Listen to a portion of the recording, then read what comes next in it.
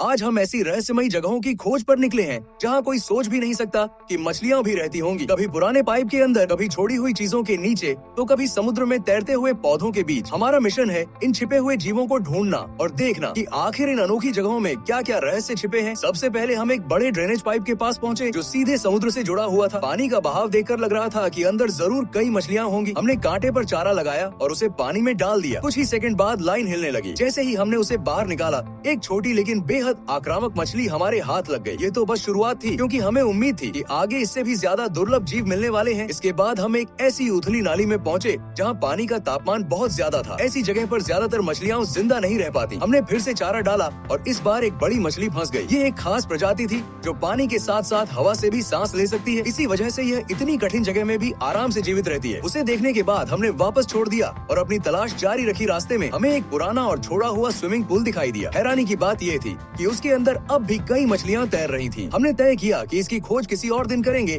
और सीधे समुद्र की ओर निकल पड़े। समुद्र में तैर रहे समुद्री पौधों के बीच हमने जाल चलाया। शुरुआत में लगा कि कुछ नहीं मिला, लेकिन जैसे ही हमने पौधों को ध्यान से देखा, उनके अंदर कई छोटी मछलियां, झींगे और दूसरे समुद्री जीव छिपे हुए मिले। वहीं हमें एक छोटा एंगलर फिश भी मिला जो अपने शिकार का इंतजार कर रहा था। थोड़ी ही देर बाद एक सी हॉर्स का रिश्तेदार भी दिखाई दिया जो अपने शरीर की बनावट की वजह से समुद्री पौधों में पूरी तरह छिप जाता है। अब हमारी खोज हमें एक गुप्त सुरंग तक ले गई जहाँ समुद्र का पानी लगातार बह रहा था। हमने जाल डाला और सबसे पहले एक छोटा पफर फिश मिला। उसके बाद एक दुर्लभ शिकारी मछली भी हाथ लगी जो बड़ी होने पर अपने मजबूत जबड़ों से केकड़े और दूसरे छोटे जीवों का आसानी से शिकार करती है। आखिर में हम समुद्र के बीचों बीच पहुँचे जहाँ पानी में तैरता हुआ कचरा और बड़े फ्लोट कई समुद्री जीवों का घर बन चुके थे। हमने वहीं मछली पकड़ना शुरू किया और कुछ ही देर में कई रंग बिरंगी और खूबसूरत मछलियाँ मिल गयी। आज की इस खोज में हमें कई दुर्लभ जीव देखने को मिले और आखिर में हमने सभी को सुरक्षित वापस उनके प्राकृतिक घर में छोड़ दिया। सच कहें तो यह सफर शुरुआत से आखिर तक रोमांच और हैरानी से भरा हुआ था।